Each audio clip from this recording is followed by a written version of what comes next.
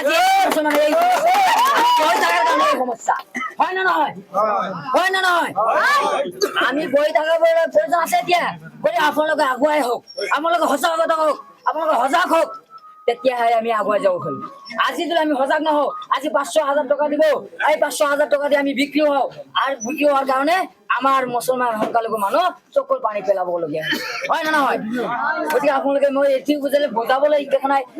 আজি রাম মন্দির তৈরি করেছে এইখন আমার ঔরঙ্গজেবের দেওয়ার মাটি হয় আজি অসমত কামাখ্যা মন্দির মই আহ্বান চ্যালেঞ্জ করে কম এইখানে মাটি আমার ঔরঙ্গজেবের দেওয়ার মাটি হয় আহোমসকলে কি করেছে আহোমসকলে একো করা নাই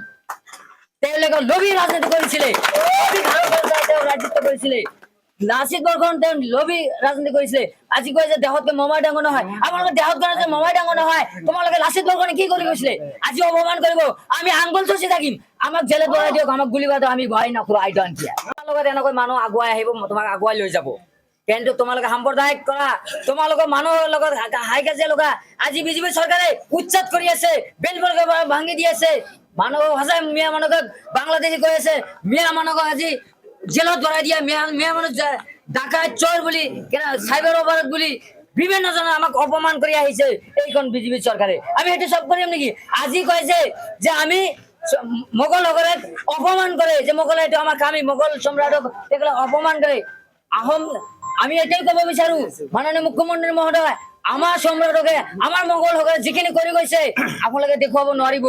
আজি আহোম সকলে সেইখিনি কৰিব পৰা নাই আমি অভেন চ্যালেঞ্জ কৰি ক'ব পাৰিম আজি আমাক দীক্ষা দিব লাগিছে মুছলমানৰ তুল্য তালস্য কৰি আপোনালোকে দেখা পালে কিমান মানুহ চকুলে মৰম কৰিছে কিমান গৈছে কিন্তু আমাৰ আঞ্জুমা বেগম জয় জয় মই গতিকে আমি ৰাইজৰ পৰা আহ্বান কৰিছো ৰাইজে এবাৰ সহায় দিব কাৰণ আঞ্জুমা বেগম ইনশাআল্লাহ আপোনালোকৰ দোৱা আশীৰ্বাদত 11 তাৰিখৰ ৰেজাল্ট পাব যে জয় জয় মই গতিকে আমি ভূমিকম্পৰ নিচিনা আমি কবি উঠাই দেখুৱাই দিম এটা সময়ত আপুনি উপনিৰ্বাচনত দীপৰঞ্জন হৈ নিৰ্বাচন প্ৰচাৰ চলাইছিল আৰু তেখেত বিজয় হ'বলৈ সক্ষম হৈছিল হা সেইটো চুগালি কৰিছিলে কাৰণে হৈছিলে গতিকে আজি চুগালি বিৰোধী কিয় কৰিছে কাৰণ আমাৰ যেতিয়া প্ৰতাৰণা কৰিলে দিব্যৰঞ্জন শৰ্মা আমি ভাবিছিলো কিবা এটা হ'ব আমি এইটো শান্তিৰ মাজত কিবা আছো আজি তেকলে বামচাৰ লৈ কৰে আকাজি মানে গুণ্ডাবানী লৈ কৰে কিমান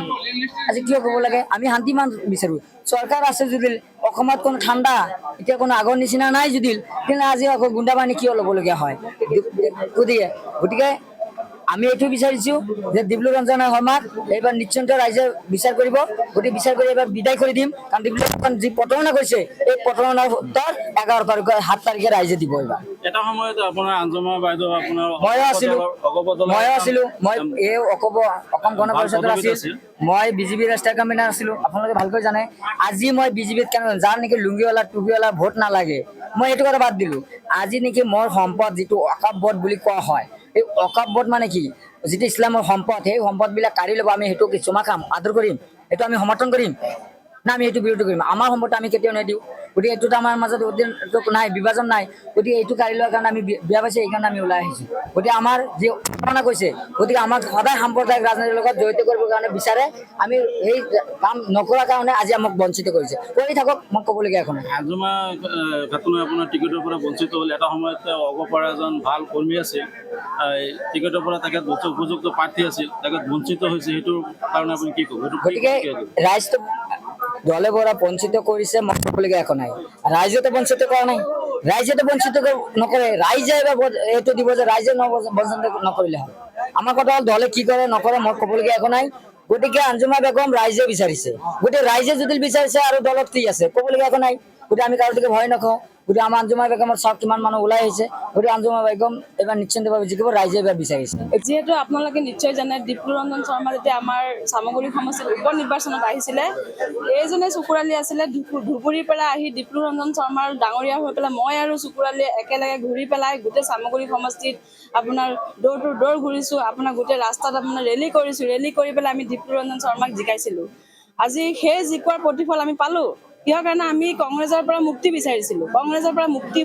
মুক্তি বিচাৰাৰ কাৰণে আমি দিব্যৰঞ্জন শৰ্মাক আনিছিলোঁ আজি দিব্যৰঞ্জন শৰ্মাক অনাৰ পাছত এটাই আমি গতি পালোঁ কোনোবা ৰাইজ যদি কেতিয়াবা দিব্যৰঞ্জন শৰ্মাৰ ওচৰত যায় ডাইৰেক্ট কয় মজিবুৰৰ ওচৰত যোৱা মানে কথাটো কি মজিবুৰৰ ওচৰত যোৱা মানে কি মজিবুৰক ইয়াতে কেম্পেইনাৰ ৰাখিছে নেকি কমিশ্যনৰ ওপৰত তেখেতে হ'ল 16 মহীয়া MLA তেখেতে চামগুৰি সমষ্টিত 16 মাহৰ কাৰণে আহিছে 16 মাহৰ কাৰণে আহি পেলাই আমাৰ ৰাইজখিনিক বহুত প্ৰতাৰণা কৰিছে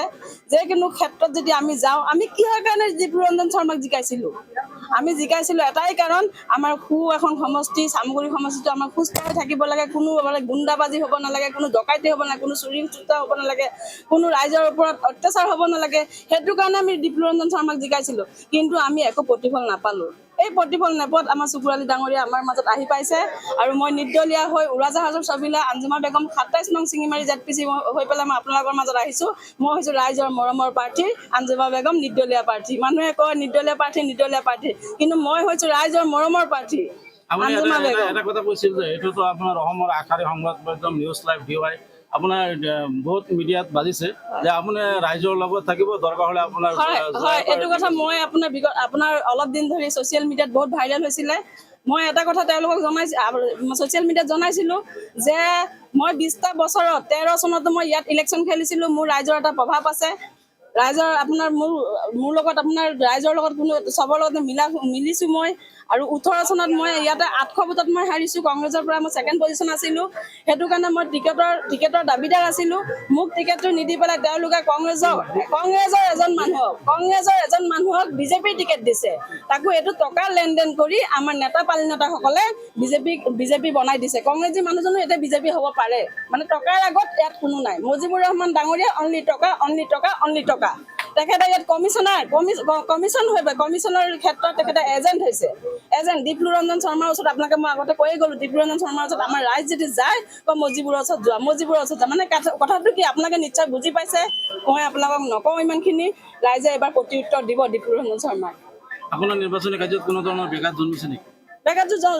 বেগাত হৈছিলে তেওঁলোকে দাবী ধমকি দিছিলে কিন্তু মই দাবী ধমকি কাৰণে ভয় নকৰোঁ যিহেতু আপোনালোকে নিশ্চয় গম পাইছে মই এই যে স্বামী ত্যাগ কৰিম বুলি কৈছিলোঁ মোৰ স্বামীক মই তালাক দিম বুলি কৈছিলোঁ কিহৰ কাৰণে মোক দাবী ধমকি দিছিলে কাৰণে মই কৈছিলোঁ মই ৰাইজক বেচিবলৈ নাযাওঁ কিহৰ কাৰণে আজি 20টা বছৰে যদি মই ৰাইজক বেচা নাই ৰাইজৰ লগত আছোঁ তেনেহ'লে দৰকাৰ হ'লে মই ৰাইজক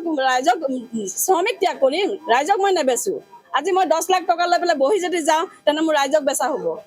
মই 10 লাখ টকা লৈ 20 লাখ টকা লৈ মই নগাঁৱত বহি থাকিব নোৱাৰিম যিহেতু মই 20টা বছৰে সৈতে দুখে সুখে যিমান দিন মই ৰাইজৰ মাজত আছোঁ মই ৰাইজৰ কাম কৰি গৈছোঁ কিন্তু মই সেইটো কাৰণেহে মই কৈছিলোঁ যে দৰকাৰ হ'লে মই স্বামীক ত্যাগ কৰিম মই ৰাইজক বেছি নিদিওঁ যিকোনো খবৰৰ বাবে যোগাযোগ কৰক 7099017330 লগতে 7099017110 নম্বৰত